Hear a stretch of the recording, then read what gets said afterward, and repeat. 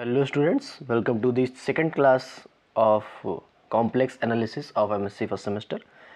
CSDM university के लिए मैं MSc का कोर्स लॉन्च कर चुका हूँ। आप लोगों को पता होगा, शायद पहला वीडियो अगर आप लोगों ने देखा हो तो वहाँ से आप लोगों ने देखा होगा कि हम लोगों ने अपना कोर्स स्टार्ट कर दिया है कॉम्प्लेक्स एनालिसिस का। बहुत ही अच्छी तरीके से कोर्स स्ट्रक्चर्ड है।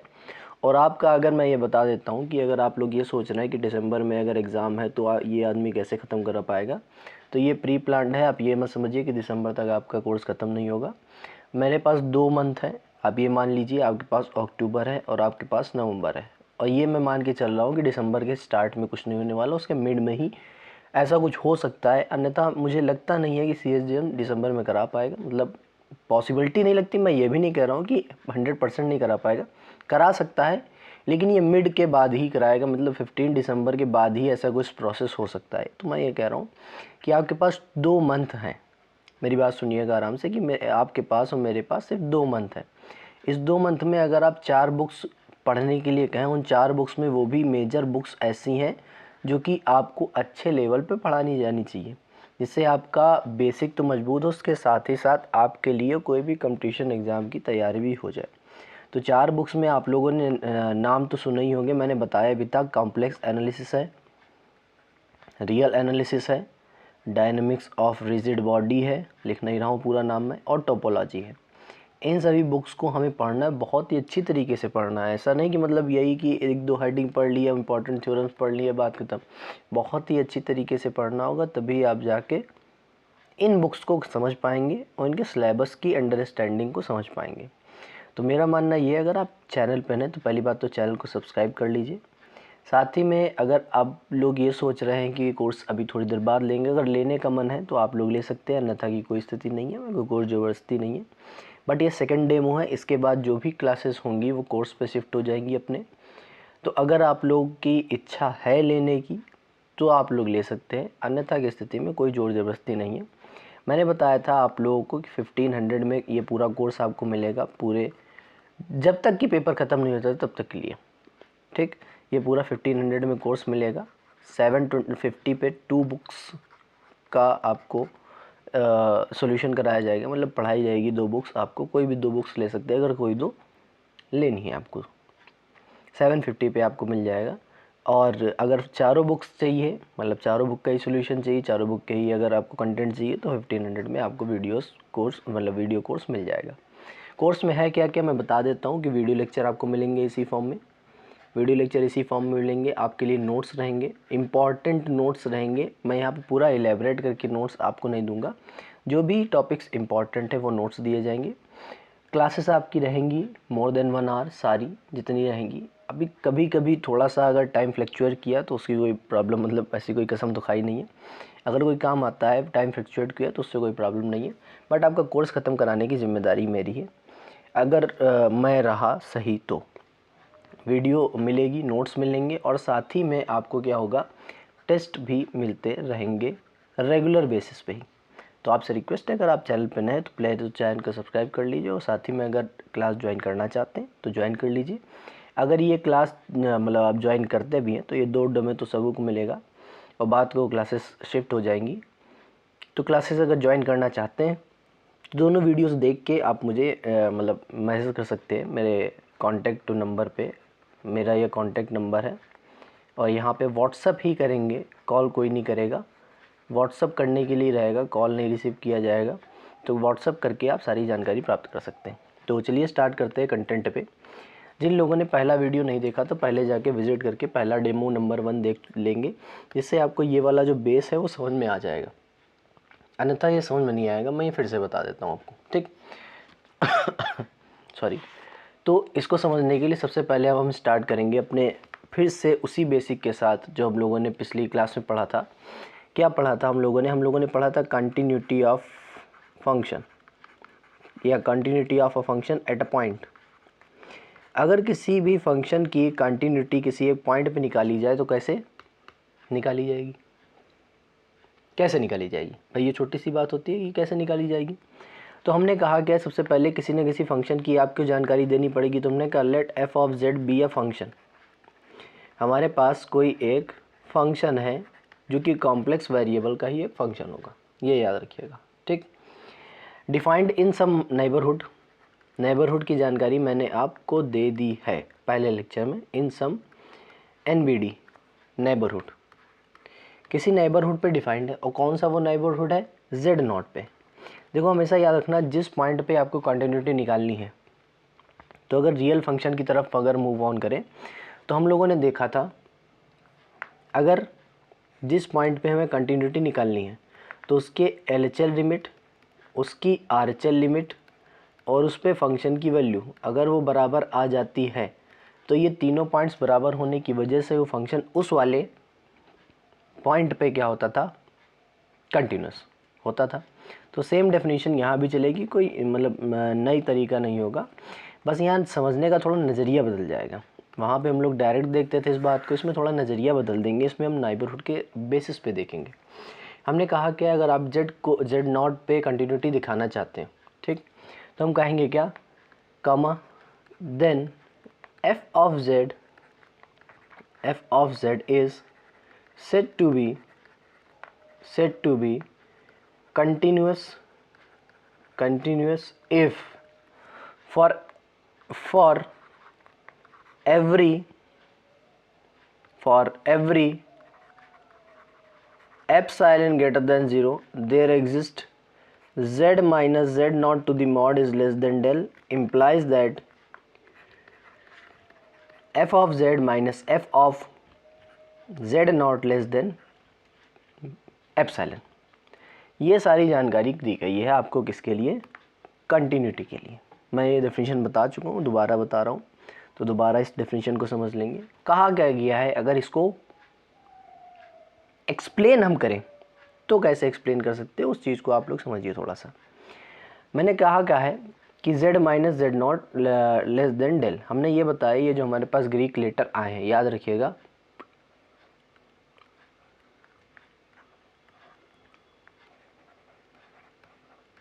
ये ग्रीक लेटर जहाँ कहीं भी लिमिट, कंटिन्यूटी और डिफरेंशियबिलिटी के डेफिनेशन में आएंगे, हमेशा याद रखिएगा इनमें ये ही रिलेशन अप्लाई होता है, इनमें ये ही रिलेशन अप्लाई होगा हमेशा के लिए। ये चीज़ आप याद रखिए कि ये जो एप्सिलॉन और डेल हैं, ये एक ऐसी पॉजिटिव क्वांटिटीज़ हैं जो हमेशा टेंड करती हैं किसकी तरफ, ज़ीरो की तरफ। हमेशा याद रखिएगा ये बात कि एप्सिलॉन और डेल एक ऐसी क्वांटिटीज़ हैं जो होंगी तो पॉजिटिव, लेकिन हमेशा टेंड करेंगी, वेरी गुड, ज़ीरो की तरफ।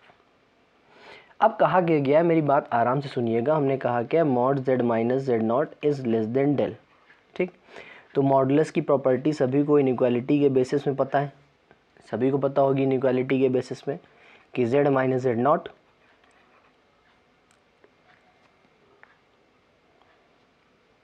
क्या, ये इनइक्वालिटी आपको नहीं पता है, मैं बताता हूँ, सुनिएगा। कि आप लोगों ने शायद रियल में कभी गलती से पढ़ा होगा लीनियर इनइक्वालिटी, नाम तो सुना ही होगा सर, लीनियर इनइक्वालिटी। तो हम लोगों को पता है कि ये जो x है, मॉड x, वो दो वैल्यूज़ देता है, एक प्लस का x देता है, एक माइनस का x देता है। तो हमने कहा अगर इसको हम ब्रेक करें तो x is greater than a आएगा, तो minus x less than a आ जाएगा। सॉरी मैंने गलती कर दी है कि साइन थोड़ी ना चेंज होगा, x is less than a आ जाएगा, माइनस का x लेस देन a आ जाएगा, मतलब मॉड x की जगह x भी रख सकते हैं, और वेरी गुड। इसका मतलब क्या है, x is less then a, minus का क्या मैं मल्टीप्लाई करा सकता हूँ, तो माइनस का जैसे ही मल्टीप्लाई करूँगा तो आ जाएगा माइनस a से बड़ा। अब इन दोनों इनइक्वालिटीज़ को अगर मैं कंबाइन करूँ, कहा गया माइनस a से बड़ा बट a से छोटा, तो मैंने क्या कह दिया कि माइनस a से सर बड़ा ले लो और a से क्या ले लो, छोटा ले लो। बस इसी चीज़ की जानकारी हमें दी गई है, किसमें, अपने मॉडुलस वाले एक्सप्रेशन में, ठीक। तो ये चीज़ हम लोगों ने मॉडुलस से देख ली। अब यहाँ पे Z0 मतलब सारी साइड्स में ऐड कर सकता हूँ, तो Z0 minus del less than Z0 plus del, ये हमारे पास क्या हो जाएगा, अपना एक्सप्रेशन हो जाएगा किसके रिस्पेक्ट में, अपने नेबरहुड पॉइंट के रिस्पेक्ट में। ये याद रखिएगा, ये जो हमारे पास दिखा रहा है वो किस चीज़ को रिप्रेजेंट कर रहा है, NBD ऑफ Z0। ये किसको रिप्रेजेंट कर रहा है बेटा, NBD ऑफ Z0। कहा गया इसके रिस्पेक्ट में f of z minus f of Z0 to the mod is always less than epsilon। फिर से modulus property, minus epsilon less than F of Z minus F of Z not less than epsilon. F Z not add कर देंगे इधर sides, तो F Z not minus epsilon less than F of Z less than F of Z not plus epsilon. अब ये जो हमारे पास expression आया ना, बस यही हमारे पास क्या हो जाएगा, अपने कंटिन्यूटी की गवाही देगा। क्या कहेगा सर, मैं इसको अगर देखूं इस वाले एक्सप्रेशन को, तो ये जो हमारे पास एक्सप्रेशन है वो तो हमारे पास एक पॉइंट का एनबीडी दिया हुआ है। एनबीडी का मतलब मैं ये कहना चाह रहा हूँ आपसे कि if that is a line then it represent the point z naught and this small area will represent the NBD of Z naught. ये जो छोटा सा पार्ट है हमारे पास, ये जेड नॉट के एनबीडी को रिप्रेजेंट कर रहा है। तो ये कहा गया है कि जेड नॉट के रिस्पेक्ट में कोई अगर कर्व ऐसा भी बना हुआ है, लेट अस सपोज दैट, ये मैं रियल के रिस्पेक्ट में बता रहा हूँ, कॉम्प्लेक्स का कर्व नहीं है, मैं बार बार बता रहा हूँ। तो अगर इस पॉइंट पे मान लो हमें कंटिन्यूटी निकालनी है, तो इस जेड नॉट के आजू बाजू का जो छोटा सा एरिया है, इसके रिस्पेक्ट में जो हमारे पास एफ ऑफ जेड आया है, एफ ऑफ जेड नॉट जो आया है उसके आजू बाजू का एरिया मतलब एनबीडी, ये एफ ऑफ जेड का एनबीडी है या नहीं, ये हमारे पास पॉइंट जेड का एनबीडी है या नहीं। तो कहा गया है पॉइंट जेड नॉट का, सॉरी, तो जेड नॉट के एनबीडी के एरिया की जो वैल्यू है वो उतने ही डिस्टेंट पे फ्लक्चुएट करेगी एफ ऑफ जेड नॉट के रिस्पेक्ट में। इसका मतलब क्या है, अगर जेड के एनबीडी को देखें, मतलब जेड के एनबीडी को देखें, क्या है जेड नॉट माइनस डेल, मतलब यहाँ पे कुछ ना कुछ जेड नॉट माइनस डेल होता है और यहाँ पे कुछ ना कुछ जेड नॉट प्लस डेल होगा। तो वैसे ही एफ ऑफ जेड भी फ्लक्चुएट करेगा उसी के एनबीडी में। अगर गलती से जेड नॉट के राइट हैंड साइड पे वैल्यू हम निकालने जाए और एफ ऑफ जेड की वैल्यू फ्लक्चुएट करने की जगह एक डेमिस चेंज दिखाए, लेट अस सपोज दैट वो डेमिस चेंज दिखा देती है, तो उस समय वो फंक्शन उस पॉइंट पे कंटिन्यूअस नहीं होगा। इसका मतलब क्या है कि स्मॉल फाइनाइट ओपन, ये वाला कौन सा सेट था, सभी लोग सॉरी सेट बता रहा हूँ मैं, ये वाला कौन सा डिस्क थी। जैसे ही जेड हमारे पास ओपन डिस्क में फ्लक्चुएट कर रहा है छोटे से, वैसे ही हमारे पास अगर एफ ऑफ जेड भी उस जेड नॉट पॉइंट के रिस्पेक्ट में फंक्शन की वैल्यू को फ्लक्चुएट करेगा तो वो उस पॉइंट पे कंटिन्यूअस होगा, अन्यथा की स्थिति में वो कंटिन्यूअस नहीं होगा। ये सारी जानकारी कौन देता है, कंटिन्यूटी एट अ पॉइंट। देख सकते हैं आप, ये जो कंटिन्यूटी आप लोगों ने देखी है एलएचएल आरएचएल के रिस्पेक्ट से हट के, ये कितनी बहुत ही बेहतरीन है। ये कितनी एक छोटी सी बात को आपको, मतलब एक आप कह सकते हैं छोटी सी बात को बहुत ही बड़े पैमाने पे समझा रही है, समझा रही कि नहीं। तो ये हमारे पास एक्चुअल डेफिनेशन होती है किसकी, लिमिट की। वो जो आप एलएचएल आरएचएल पढ़ के आए उससे कोई मतलब नहीं है, ठीक। ये मतलब अब ये जो आप लोगों ने पढ़ लिया है, इसको हम लोग यूजुअली कैसे लिखते हैं, इस चीज़ का आप लोगों को ध्यान रखना पड़ेगा। Usually that is written as limit Z tending toward z naught of F of z that is equal to the f of Z naught. कहा गया यूजुअली इसको हम ऐसे ही रिप्रेजेंट करेंगे, ज़्यादा बवाल लेने की मतलब नहीं है, बट उसको अगर समझेंगे हम बहुत ही इनफाइनाइटेसिमल स्मॉल सर्कल्स में, ओपन डिस्क में, तो उसको हम ऐसे ही समझेंगे बहुत ही बेहतरीन तरीके से। तो ये जो हमारे पास है वो कंटिन्यूटी एट अ पॉइंट है। अब बात याद आती है आपको कि ये एप्सिलॉन डेल, आप हमेशा याद रखिएगा सर कि ये ऐसे ही रहेंगे लगभग हर जगह। अगर कोई डेमिस चेंज आता है तो मैं आपको कंसीडर कराऊंगा, अन्यथा की स्थिति में जहां कहीं भी ये आएगा तो epsilon and del is a positive quantity which is tending towards zero. हमेशा याद रखिए कि epsilon and del is a positive quantity and it is represented by the Greek letter, it is a positive quantity and tending towards zero। ये हमारे पास form होती है अपने किसकी, कंटिन्यूअस की, ठीक। अब जब कंटिन्यूअस हमने देख ही लिया है तो कंटिन्यूअस के बगल में हम लोगों ने क्या पढ़ा था, डिफरेंशिएबिलिटी। सर कंटिन्यूअस के बगल में हम लोगों ने क्या पढ़ा था हमेशा, डिफरेंशिएबिलिटी। तो उसी के रिस्पेक्ट में हम लोग अब पढ़ने वाले हैं क्या, डिफरेंशिएबिलिटी। बहुत ही अच्छी तरीके से इसको पढ़ेंगे हम लोग डिफरेंशिएबिलिटी को, differentiability of a function. Function की सर देखनी है डिफरेंशिएबिलिटी और किसी की तो देखेंगे नहीं, तो differentiability of a function. Differentiability of a function क्या होती है, डिफरेंशियबिलिटी आप लोगों ने देखा होगा। तो रियल के केस में मैं आपको बता देता हूँ, क्योंकि कॉम्प्लेक्स का डायग्राम तो बनाना पॉसिबल है नहीं, तो इसलिए रियल के केस में मैं बता देता हूँ। लेट अस सपोज दैट ये हमारे पास कोई एक कर्व है, सपोज कर लीजिए ये हमारे पास कोई कर्व है, समझिएगा बहुत ही बेहतरीन तरीके से समझा रहा हूँ मैं। तो इस पर हम लोगों ने क्या ड्रॉ कर दिया, सीकेंट। अब मैं इसको थोड़ा सा बड़ा ही कर देता हूँ जिससे ज़्यादा ठीक रहेगा। हम लोगों ने क्या ड्रॉ कर दिया है, सीकेंट, जिसको हम लोग क्या बोलते हैं, सीकेंट बोलते हैं। नाम याद रखिएगा सर, इसको हम लोग क्या बोलते हैं, सीकेंट बोलते हैं, सीकेंट।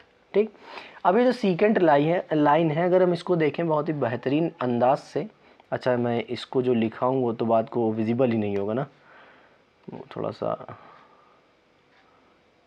इतने में शायद आ जाएगा। हाँ, ये हमारे पास जो है वो है सीकेंट। ठीक, अब अगर इस सीकेंट को देखें हमारे पास 2 पॉइंट्स लगे हुए हैं, एक पॉइंट हमारे पास नाम हो गया है ए का, एक पॉइंट हो गया है नाम बी का।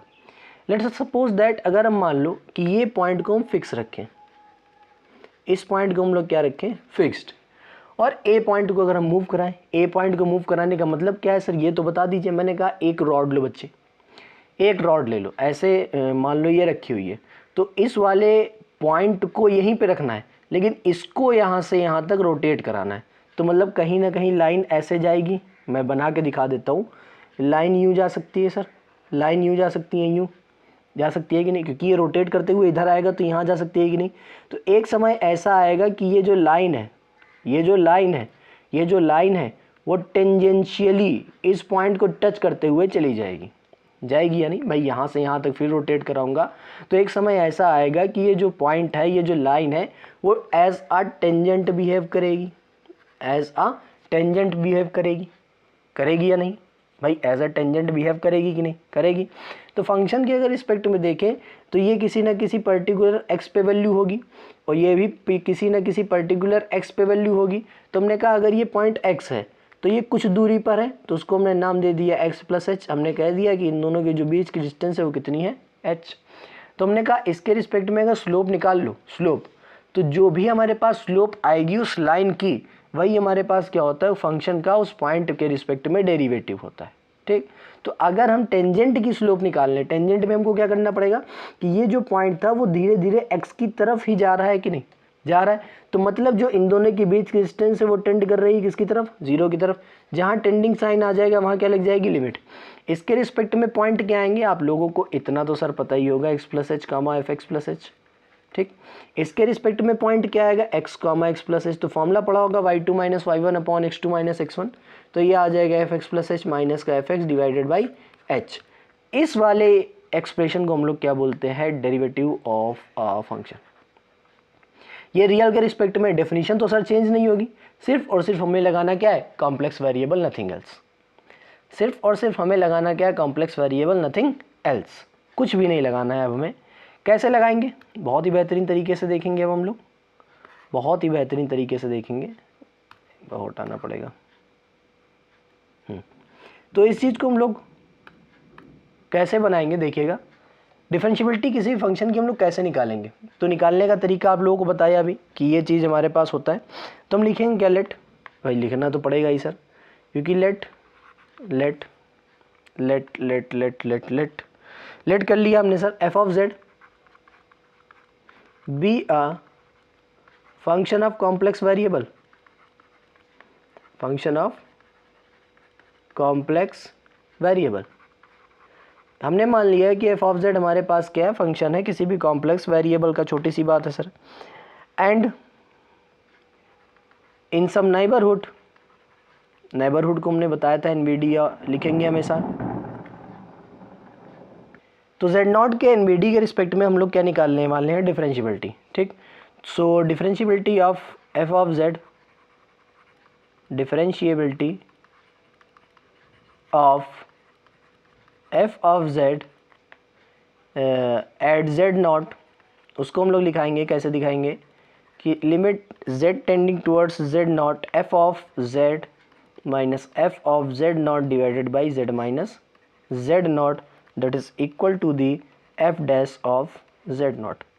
या फिर इसी एक्सप्रेशन को हम लोग ऐसे भी रिप्रेजेंट कर सकते हैं सर, कैसे रिप्रेजेंट कर सकते हैं सर, कि f dash of Z naught that is equal to the limit z del z tending toward 0 f of z plus del z minus का f of z divided by z plus del z minus z। ये हमारे पास क्या हो जाएगा, अपना expression हो जाएगा किसके लिए, f डैश z को निकालने के लिए। जिस भी पॉइंट पे निकालना है उस पॉइंट के रिस्पेक्ट में आप इसे याद रख सकते हैं। जिस भी पॉइंट के निकालना है, कोई मतलब कंपलसरी नहीं कि किसी एक पर्टिकुलर पॉइंट के लिए निकालेंगे, किसी भी पॉइंट के लिए निकाला जा सकता है। ठीक, अब यहाँ तक कोई बात में प्रॉब्लम आई थिंक मुझे लगता नहीं है कि आपको होगी, बट फिर भी मैं बता देता हूँ कि डिफरेंशियबिलिटी हमेशा याद रखिएगा कि अगर कोई फंक्शन कंटिन्यूअस है तो इसका मतलब ये नहीं है कि वो डिफरेंशिएबल भी होगा। हमेशा याद रखिएगा कि अगर कोई फंक्शन कंटिन्यूअस है तो इसका मतलब ये नहीं है कि वो फंक्शन डिफरेंशिएबल होगा। तो इसके लिए एक स्टेटमेंट बहुत ही वायरल चलता है सर हमारे यहाँ का मतलब आपके यहाँ भी चलता होगा, अगर आप लोगों ने पढ़ा होगा तो आपके यहाँ भी चलता होगा। ये स्टेटमेंट ये है सर, सुनिएगा आराम से। स्टेटमेंट है continuity is necessary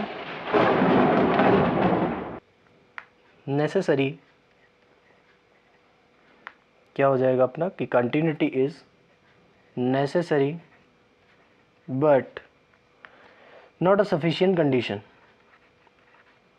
not a sufficient condition। sufficient condition ठीक, तो ये स्टेटमेंट बहुत ही फेमस है सर, बहुत ही फेमस है। मैं तो कहता हूँ इसे आप लोग हमेशा ही याद रखिएगा। ये रियल के केस में भी वैलिड है और कॉम्प्लेक्स के केस में भी वैलिड है। ठीक, तो इस केस को आप लोग याद रखेंगे, बहुत ही अच्छा रहेगा। अगर मैं जब नेट JRF जब आप लोग पढ़ते हैं तो ऐसे स्टेटमेंट आपको मतलब फिंगर टिप्स में होने चाहिए ऐसे स्टेटमेंट को। ठीक, क्योंकि जब पूछे तभी बता दें। ये सारे स्टेटमेंट बहुत ही इंपॉर्टेंट होते हैं, बहुत ही काम आने वाले स्टेटमेंट है। मैं ये नहीं कहूँगा कि ये यूज़लेस है सर, ये बहुत ही काम आने वाले स्टेटमेंट है। इनको आप लोग ऐसा ही मत छोड़िए कि continuity is necessary but not sufficient condition. ठीक, क्यों है ये याद रखिए आप लोग, क्यों है कि सफिशिएंट क्यों नहीं है। सफिशिएंट कंडीशन, अच्छा किसके लिए सफिशिएंट है ये भी तो याद रखो भाई, किसके लिए सफिशिएंट कंडीशन फॉर डिफरेंशियबिलिटी, किसके लिए सफिशिएंट है, फॉर डिफरेंशिएबिलिटी। ठीक, कहता क्या है ये कहता है अगर हमारे पास कोई भी फंक्शन है, लेट अस सपोज दैट कि हमारे पास कोई भी कॉम्प्लेक्स फंक्शन गिवन है, तो वो कॉम्प्लेक्स फंक्शन के रिस्पेक्ट में आप लोगों को हमेशा ये याद रखना पड़ेगा कि हमारे पास जो कॉम्प्लेक्स फंक्शन गिवन है अगर वो कंटिन्यूअस है तो इसका मतलब ये नहीं है कि डिफरेंशिएबल होगा। ये याद रखने वाली बात है इसमें कि if a function is continuous it doesn't mean it is differentiable. इसका मतलब ये नहीं कि डिफरेंशिएबल होगा। बट लगा दिया, अगर डिफरेंशिएबल है तो इसका मतलब ये होगा कि वो कंटिन्यूअस हमेशा ही रहेगा, उससे कोई प्रॉब्लम नहीं होगी। इसका ये मीन नहीं होगा कि ये चलेगा, but this is valid for all your examples. तो ये चीज़ तो आपको फिंगर टिप्स में याद रखनी पड़ेगी कि अगर कोई भी फंक्शन हमारे पास कंटिन्यूअस है तो इसका मतलब ये नहीं होगा कि वो डिफरेंशिएबल भी होगा। तो इसका मतलब ये होता है if a function is continuous it may और मे नॉट बी डिफरेंशिएबल। अगर वो कंटिन्यूअस है तो ऐसा हो सकता है कि वो डिफरेंशिएबल हो भी सकता है और ऐसा हो सकता है कि वो डिफरेंशिएबल ना भी हो, छोटी सी बात है। बट अगर किसी भी फंक्शन को डिफरेंशिएबल होना है तो उसे कंटिन्यूअस होना ही पड़ेगा। तो अगर मैंने ये चेक कर लिया कि if any function is differentiable then it must imply that it is a continuous. तो छोटी सी बात ये कही गई है। ठीक, मान लीजिए हमारे पास दो क्राइटेरिया है हमारे पास फंक्शन के। एक भाई साहब ने लेट अस सपोज दैट पहले क्या चेक करी है, कंटिन्यूटी। तो अब ये कह रहे हैं कि अगर यार कंटिन्यूअस है तो डिफरेंशिएबल होना चाहिए। भाई कंटिन्यूअस है तो डिफरेंशिएबल होना चाहिए, छोटी सी बात है। बट अगर आपने यहाँ भाई साहब ने डिफरेंशिएबिलिटी चेक करी तो इन्होंने कह दिया भैया डिफरेंशिएबल अगर है तो कंटिन्यूअस होगा ही, उसे चेक करने की जरूरत है ही नहीं है। बट अगर किसी फंक्शन की कंटिन्यूटी चेक करी है तो उसकी डिफरेंशिएबिलिटी चेक करोगे तभी आप कहेंगे कि वो फंक्शन उस पॉइंट पर डिफरेंशिएबल होगा। अन्यथा की स्थिति में कंटिन्यूटी चेक करने से हम लोग ये नहीं पता लगा सकते कि डिफरेंशिएबल होगा या नहीं होगा। तो मेरा मानना ये है अगर किसी फंक्शन को आप ये कह रहे हैं कोई क्वेश्चन ऐसा दिया हुआ है जिसमें कंटिन्यूटी की बात नहीं कही गई है या फिर डिफरेंशिएबिलिटी की बात आई है साथ में, तो सीधा काम याद रखना, कोई भी फंक्शन अगर ऐसा मिल जाए इसमें कंटिन्यूटी डिफरेंशिएबिलिटी की बात करी गई है तो सबसे पहले उसकी डिफरेंशिएबिलिटी चेक कर लो, क्योंकि अगर वो डिफरेंशिएबल है तो वो कंटिन्यूस हमेशा ही रहेगा। ये हमारे पास छोटा सा एग्जाम्पल हो जाता है अपने कंटिन्यूस और डिफरेंशिएबल के केस में। अब देखिए कितनी बेहतरीन बात हो गई सर आपसे कि अभी हम लोगों ने एनालिटिक फंक्शन चालू भी नहीं किया, हाँ चालू नहीं किया है, फिर भी हम लोगों ने क्वेश्चन ये समझ लीजिए करना स्टार्ट कर दिया, समझ लीजिए क्वेश्चन करना स्टार्ट कर दिया। ठीक, जैसे कि हमारे पास एक क्वेश्चन आता है, एक बहुत ही बढ़िया क्वेश्चन मैं लूँगा आपके लिए, बहुत बढ़िया क्वेश्चन है हमारे पास। ये क्वेश्चन अपने पास आता है, क्वेश्चन कहता है क्या, क्वेश्चन कहता है सो दैट, क्वेश्चन है सर हमारे पास कि so that F of Z एक रियल पार्ट ऑफ जेड के बराबर है। अगर जेड हमारे पास क्या है, कॉम्प्लेक्स वेरिएबल, ये तो आप जानते ही हैं। ठीक, तो हमें ये प्रूव करना है is nowhere differentiable, is nowhere differentiable, ठीक, even though it is continuous, it is continuous in C, though it is continuous in C। C का मतलब यहाँ पे क्या है, कॉम्प्लेक्स नंबर सिस्टम। ठीक, तो स्टार्ट करेंगे अपना सॉल्यूशन। सबसे पहले जब भी आप लोग याद रखिए, आप अब एमएससी पढ़ रहे हैं सर, छोटी सी बात है, एमएससी पढ़ रहे हैं, सबसे पहले आपको मतलब क्वेश्चन के सॉल्यूशन को लिखना आना चाहिए। छोटी सी बात है सर, क्वेश्चन के सॉल्यूशन को लिखना चाहिए। सबसे पहले हम लिखेंगे given f of z is equal to the real part of z, लिख दिया सर।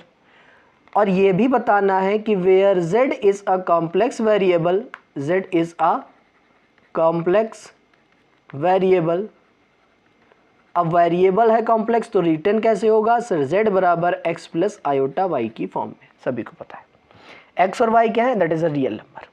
ठीक, कहा गया है कि ये कंटिन्यूअस तो है लेकिन डिफरेंशिएबल नहीं है। अब बताइए इसको हम प्रूव कैसे करें, भाई शो करना है डिफरेंशिएबल नहीं है, कंटिन्यूअस होगा, तो कह रहे हैं कि प्रूव कैसे करें।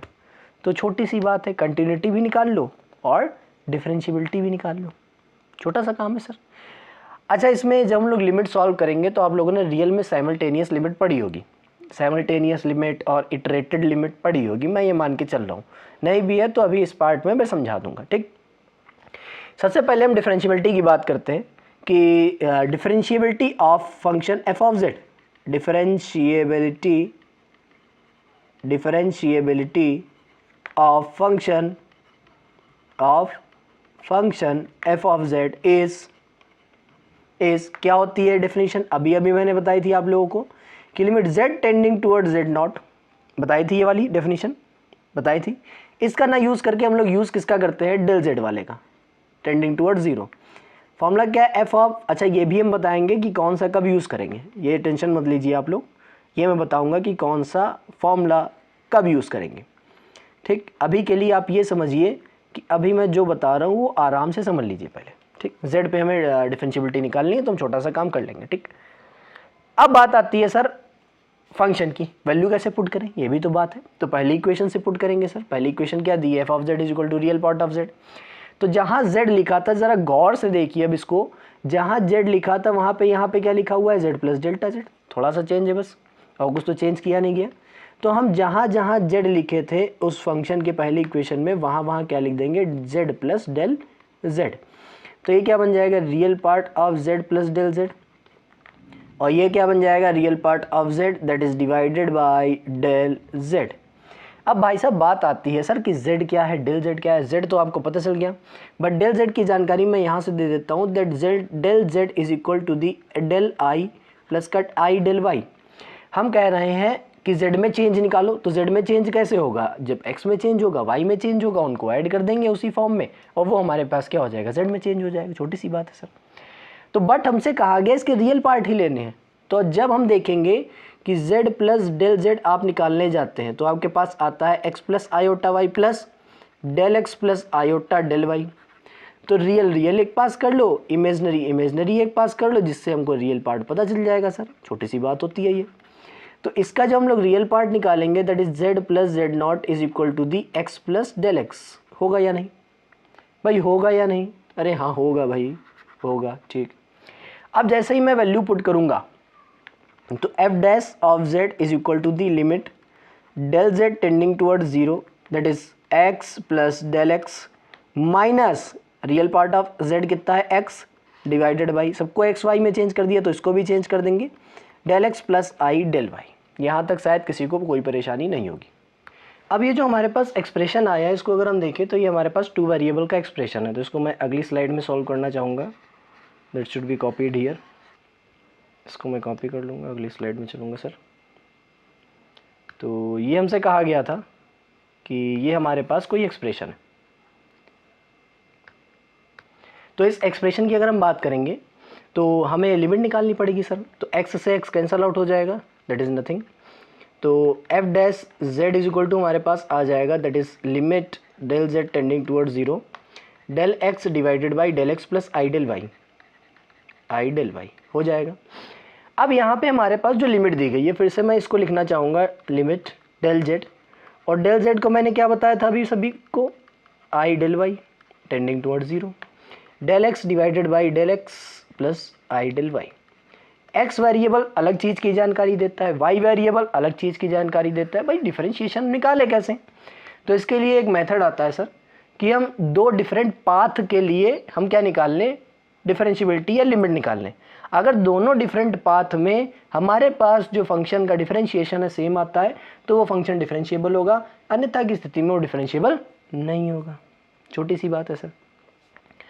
तो कहा क्या सर, हमने कहा आपसे कि अलोंग एक्स एक्सिस निकालो। अच्छा आप लोग, भाई हमने कहा कि एक्स एक्सिस के अलोंग जब चलेंगे तो वाई में तो कुछ चेंज होगा ही नहीं। भाई एक्स एक्सिस का मतलब क्या है, इस वाली एक्सिस के अलोंग चलो तो वाई बराबर तो इसमें 0 ही होता है, तो वाई में तो कोई चेंज आता नहीं। जब वाई में चेंज आता नहीं है तो इसके लिए डेल वाई हमेशा कितना होगा, 0। डेल वाई हमेशा कितना होगा, 0। तो लिमिट अब किस में लगेगी, आई इंटू डेल वाई, तो 0 हो जाएगा। तो limit delta x is tending towards 0। तो अब जब डेल वाई 0 हो गया है तो जहाँ जहाँ डेल वाई दिखेगा वहाँ वहाँ क्या रख देंगे, 0 रख देंगे। तो del x divided by del x यही होगा। दिख रहा है आपको, होगा या नहीं? सभी बताएंगे यार, होगा या नहीं? होगा। तो डेल एक्स से डेल एक्स खत्म हो जाएगा, मतलब कैंसल आउट हो जाएगा। मैं ख़त्म करने को मतलब कैंसल आउट की बात चल रही है, ठीक। तो जब मैं अलोंग एक्स एक्सिस जाता हूँ तब हमारे पास जो डेरिवेटिव है इसका वो आता है 1। बट अब चलेंगे हम लोग अलोंग वाई एक्सिस। भाई दोनों एक्सिस, 2 पाथ अगर हमने ले लिए, 2 या 2 से ज़्यादा पाथ के अलोंग भी हमारे पास जो डिफरेंशिएशन होना चाहिए, डेरिवेटिव होना चाहिए, वो हमेशा क्या होना चाहिए, फिक्स होना चाहिए। जब वाई एक्सिस के अलोंग जाएंगे, वाई एक्सिस के अलोंग, तो हमारे पास डेल एक्स कितना हो जाएगा, 0 हो जाएगा। भाई एक्स में तो कोई चेंज होता नहीं, तो डेल एक्स कितना हो जाएगा, 0 हो जाएगा। तो यहाँ पे हमारे पास क्या आ जाएगा, f dash z is equal to limit, और यहाँ पे x की वैल्यू 0 रखूँगा तो आ जाएगा I del Y tending toward 0। Del X की वैल्यू 0 है, डिवाइडेड बाई यहाँ पे आई डेल वाई आ जाएगा। 0 का कोई मतलब होता नहीं सर, एफ डैश जेड हमारे पास कितना आ जाएगा, 0। अब बताइए सर, हम 2 डिफरेंट पाथ में गए किसी भी फंक्शन के कर्व में, 2 डिफरेंट पाथ में गए और दोनों वैल्यूज़ क्या आ रही है, डिफरेंट आ रही हैं। सो हम कह देंगे so F dash of Z does not exist uniquely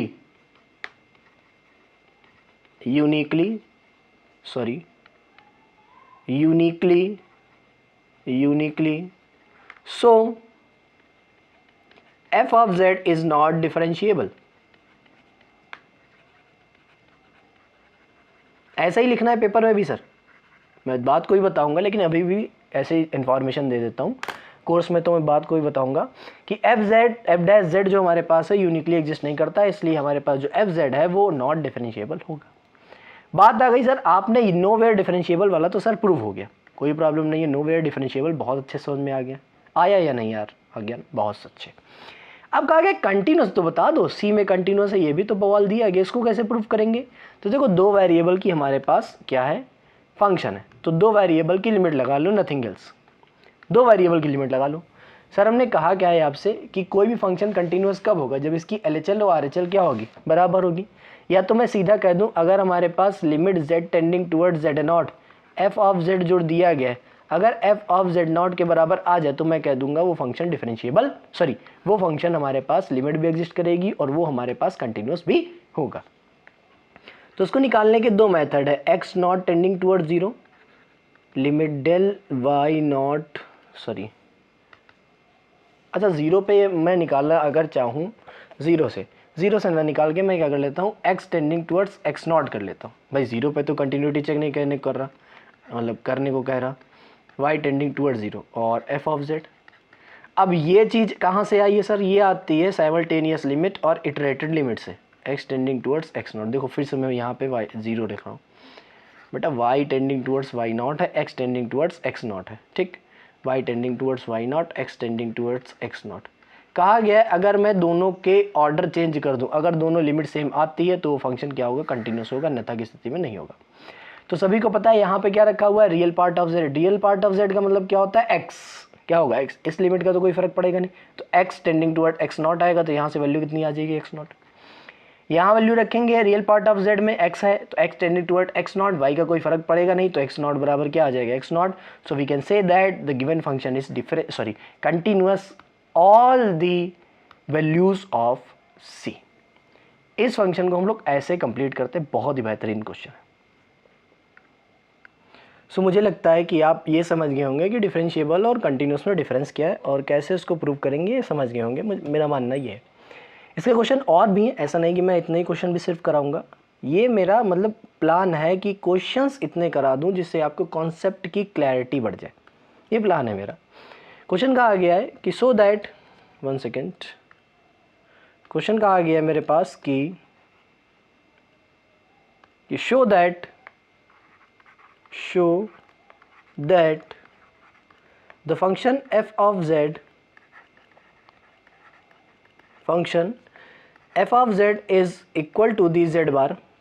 अब यहाँ पे एक और कॉन्सेप्ट आ गया z बार का, पता ही आप लोगों को, is not differentiable at any point in c, is not differentiable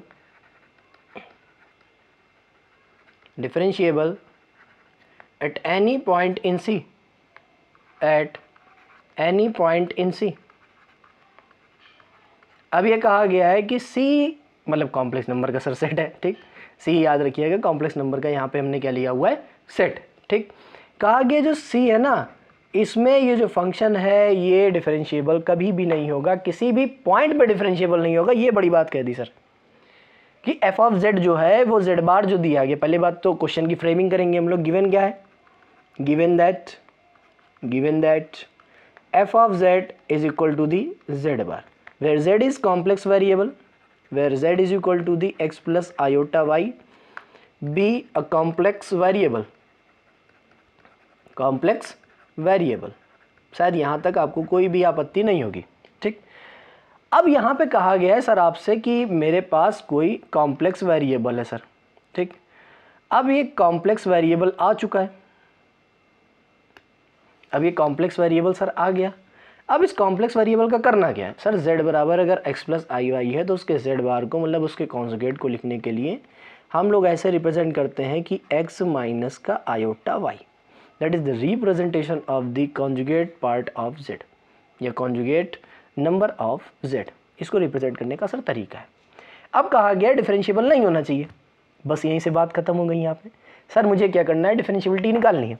differentiability का फॉर्मूला पता ही है, तो हम लोग यहाँ पे लिखेंगे क्या, by the definition of differentiability, by the definition of differentiability, और ये क्वेश्चन मिलेगा तो 4 नंबर में मिलेगा सर। और 4 नंबर का मतलब है कि आपको मतलब शॉर्ट आंसर टाइप क्वेश्चन आपको होते हैं 4-5 नंबर का मतलब ये होता है कि सर आपको 1.5 पेज भरने हैं। छोटे से छोटा क्वेश्चन भी है तो उसमें 1.5 पेज लिखिए, वो चाहे आप डेफिनेशन थोड़ी सी ऐड कीजिए, वो चाहे आप थोड़ी सी थ्योरम ऐड कीजिए, वो थोड़ा सा पार्ट आपको ऐड करना ही पड़ेगा सर। अगर 5 नंबर का क्वेश्चन आ जाता है बहुत छोटा, अगर ये जैसे छोटा है तो उसको मैं थोड़ा इलेबरेट करके लिखूंगा सर। सो हमारे पास जो डिफरेंशिएशन होता है that is F dash of Z is equal to the Z tending towards 0, F of Z plus del Z minus का F of Z divided by del Z. इस फंक्शन को आप लोगों ने देखा। Now applying for F of Z, देखिए कैसे कैसे कैसे मतलब इसको बड़ा करने का प्रयास करेंगे हम लोग। Applying for given function, for given function, given function में अप्लाई करेंगे। So that will become here f dash of Z is equal to the limit del z tending towards zero, और यहाँ पे हमारे पास क्या आ जाएगा, जेड प्लस डेल जेड, ये समझिए del plus z, sorry z plus del z. तो पहली इक्वेशन इसको मान लेता हूँ, जेड बार को इससे मैं चेंज कर दूंगा फ्रॉम फर्स्ट। तो यहाँ पे कितना आ जाएगा, जेड प्लस डेल जेड का whole bar minus that is z bar and divided by the del z. ठीक, अब इस एक्सप्रेशन को बहुत ही आराम से देखिए तो आपको लग रहा होगा फिर से मुझे डबल वेरिएबल की क्या लगानी पड़ेगी, लिमिट लगानी पड़ेगी। डबल वेरिएबल की क्या लगानी पड़ेगी सर, लिमिट लगानी पड़ेगी। अब लिमिट लगाएंगे सर डबल वेरिएबल की, तो भी आप लोगों ने सीख ही लिया है कैसे लगाई जाती है। तो कैसे लगाएंगे देखिएगा सभी लोग, बहुत ही अच्छी तरीके से देखिएगा इसको कि एफ डैश ऑफ जेड हमारे पास जो दिया गया है limit del z tending towards zero, और जो कॉन्जुगेट वाला बार लगा हुआ है ये दोनों में सेपरेट हो जाएगा, मतलब दोनों में अलग अलग लग जाएगा। Then that will become here z bar plus del z bar minus of z bar divided by del z, ये हमारे पास हो जाएगा। तो जेड बार से जेड बार कैंसल आउट हो जाएगा, दिखाई दे रहा है आप लोगों को सभी को, जेड बार से जेड बार कैंसल आउट हो जाएगा। ठीक, जैसे ही कैंसल आउट होगा देन हमारे पास यहाँ पे बचेगा f dash of Z is equal to the limit del z tending towards zero and sorry limit del z tending towards zero and here we have del z bar divided by del z. दो चीज़ें आ गई हमारे पास। ठीक, अभी अभी शायद मैंने आपको बताया था कि z हमारे पास जो होगा वो होगा x plus iota y. So del z हम क्या लिखेंगे, वो लिखेंगे del x plus iota del y, ये लिखना ही है सर।